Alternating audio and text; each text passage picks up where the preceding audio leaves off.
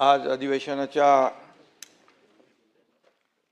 विधिमंडळाच्या अर्थसंकल्पीय अधिवेशनाचा पहिला दिवस आहे।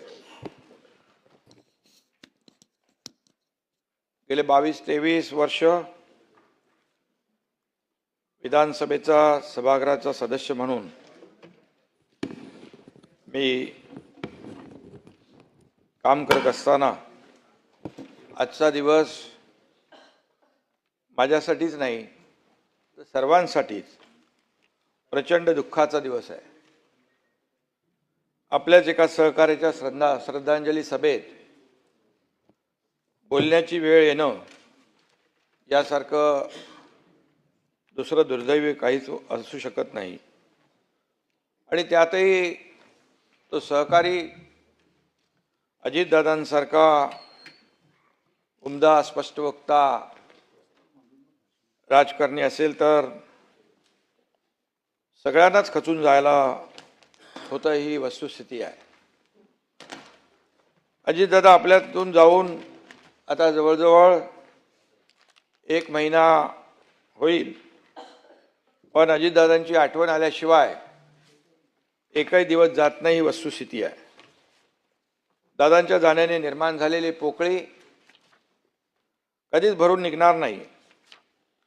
मी सर्वप्रथम अजितदादा पवार यांना भावपूर्ण श्रद्धांजली अर्पण करतो। खरं म्हणजे आपल्या सगळ्यांनाच पावलोपावली अजितदादांची उणीव भासते आहे। कालच्या पत्रकार परिषदेत अजितदादा नव्हते।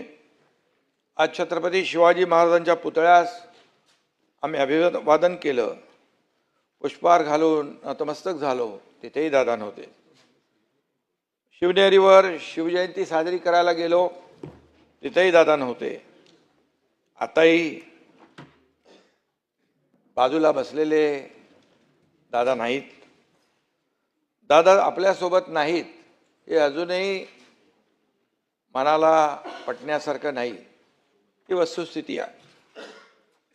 सगळं काही व्यवस्थित सुरू होतं, निवडणुकाही संपत आल्या होत्या। नव्या वर्षात राज्याच्या विकासाला, लोकांच्या कल्याणाला नवा वेग द्यायचा निर्धार आम्ही तिघांनी केला होता। पण 28 जानेवारीचा तो काळा दिवस उजाडला आणि सकाळी अपघाताची बातमी धडकली। टीव्हीवर ती दृश्य बघितली आणि सगळ्यांचाच मनाचा थरकाप उडाला। दादांवर प्रेम करणाऱ्यांवर आभाळा एवढं दुःख कोसळलं। कितीतरी वेळा कुणाचाच या बातमीवर, माझाच काही, कुणाचाच या बातमीवर विश्वास बसत नव्हता। प्रत्येकाच्या डोळ्यात अश्रू होते, मनात दुःख होतं। दादा वेळ कधीच चुकवत नव्हते, पण त्या दिवशी नियतीने मात्र वेळ चुकवली। लाख गेले तरी चालतील, पण लाखांचा पोशिंदा जगला पाहिजे असं आपण नेहमी म्हणतो। पण त्या दिवशी सभापती महोदय अगदी विपरीत घडलं। लाखांचा पोशिंदा गेला। दादांचं नाव अजित होतं, पण नियतीसमोर ते जिंकू शकले नाहीत। दादा लाखो त्यांच्या कार्यकर्त्यांना, अनुयायांना, त्यांच्यावर प्रेम करणाऱ्यांना अनाथ करून गेले, ही मात्र वस्तुस्थिती आहे। यामध्ये मी एवढंच म्हणेन, बिछड़ा कुछ इस अदा से कि रुत ही बदल गया, बिछड़ा कुछ इस अदा से कि रुत ही बदल गया, एक इंसान सारे शहर को ही वीरान कर गया।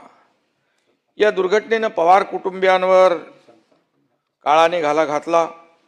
दुःखाचा डोंगर कोसळणं म्हणजे काय असतं हे मी स्वतः देखील अनुभवलंय। माझी 2 मुलं अपघातात मी गमावली, त्यावेळी मी दुःख पाहिलंय। त्यामुळे सुनेत्राताई, पार्थ, जय आणि एकूणच पवार कुटुंबियांच्या दुःखाची आपण सगळेच कल्पना करू शकतो। माझे गुरुवर्य धर्मवीर आनंद दिघे साहेबांना सुद्धा मी अपघातातच गमावलं आणि त्यावेळी देखील दुःख काय असतं हे मी पाहिलंय। साहेबांवर प्रेम करणाऱ्या लाखो लोकांची काय अवस्था झाली तेही पाहिले, कारण तेही अचानक निघून गेले. त्यामुळे दादांवर अतोनात प्रेम करणाऱ्या लोकांची वेदना आपण जाणतो. आजही सभागृहातल्या अनेकांच्या डोळ्यात अश्रू आहेत, दुःख आहे. हे दुःख पचवणं दादा आपल्यात नाहीत हे मान्य करणं अवघड नाही तर अशक्य आहे. आपल्या राज्यानं एक अत्यंत कर्तृत्ववान नेता गमावलाय. शब्द आणि वेळेला किंमत देणारा नेता गमावलाय. एक खंबीर निर्भीड लोकनेता गमावलाय. राजकारणातला दादा माणूस गमावलाय. धडाडीचा आणि दूरदृष्टी